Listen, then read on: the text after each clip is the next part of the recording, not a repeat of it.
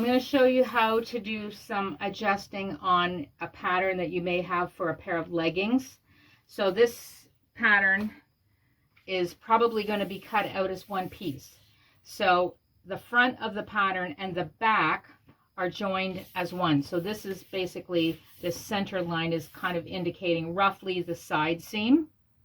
Now it doesn't, because there's no seam, you may, this line is not necessarily going to be right on your side. It may be a little bit more towards the front, but because you're only cutting out, you're cutting out each leg of your pant in one piece as opposed to having two pieces. There's no seam here.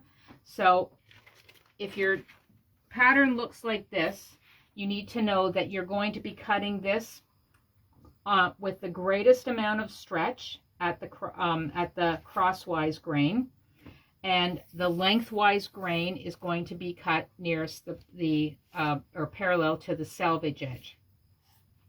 You always want to have the most amount of stretch going around you.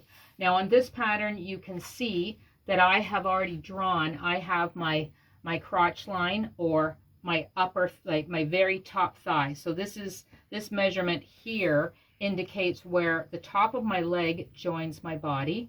I have a thigh measurement, I have my knee, and I have my calf and my ankle, because I want these leggings to fit very tight. I want them to conform to the shape of my body. So this pattern here is actually going to be smaller than my body so that it will stretch and relax fitting around my body. So you're going to take your pattern, you're going to have a good look at it, you're going to take your measurements, and you're going to compare your leg length to your pattern.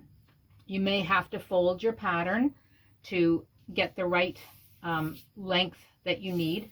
This is your inseam here, this line here. Now on this pattern, you can see I've only got 1/4 of an inch seam allowance. I've already cut this down. I don't use this pattern with any more than 1/4 of an inch seam allowance, and if I do, I would just trace around it and cut a little bit more generously. But my stitching line is 1/4 of an inch from my cutting line. So once you've determined the length that your leggings need to be, and you've got the appropriate length measurement here, next you want to take and you want to measure across at your calf. Compare the calf of the pattern to your actual measurement. You're going to do the same with your knee. So if they should be the size of your calf or smaller, okay? And again, double check your measurements. Make sure that you've got the right distance from your knee to your calf. You can mark them all on here. And if you have to take in your pattern at all, you're going to want to make sure that you have on this pattern here, this is my center line. So this line intersects at the ankle, the calf, and the knee directly in the middle. So it's the same distance from this edge to the center as it is from the center to this edge at the calf and the knee and the ankle. Now it's a little bit different when it comes up to the thigh, because your thigh, I've got a little more fullness across the back, so I'm going to need a little bit more length up there. But for these areas, I can easily compare the measurements to my measurements.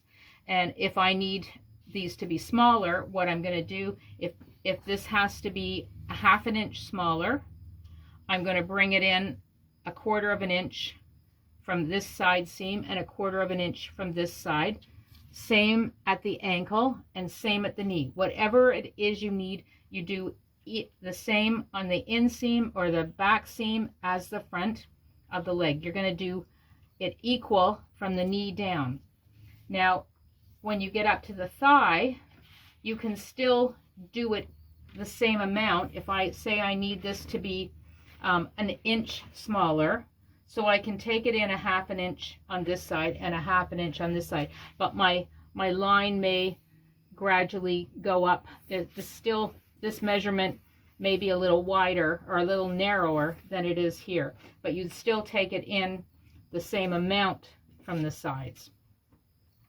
And you can do the same here. If you take a measurement of what your upper thigh, and that's right where your leg joins your body, or if you happen to have a little bit fuller thigh, you may want to take a measurement about an inch down, or wherever the fullest part is, and that line should be similar to this crotch line, because if it's too much smaller, what's going to happen is when you sew up the front seam and the back seam, you're going to find that it's going to be too tight. It's not going to go around your body, because this seam here is going to go down the front, and then your legs are sewn together like so.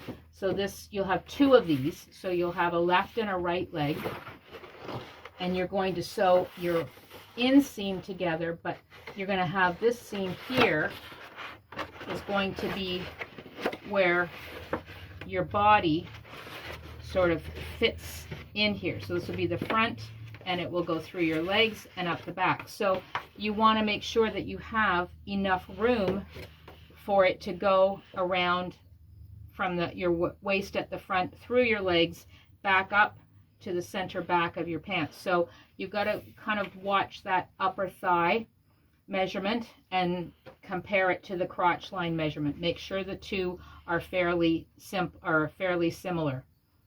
So once you've done that, you can take and cut your leggings out. Again, this is your lengthwise grain. Crosswise grain is the greatest stretch going around you. You're going to cut two of these, and you want them to be right sides together, or a mirror, because you want to have a left and a right leg. So this is one leg, and another one of these, flip it over, would be the other leg.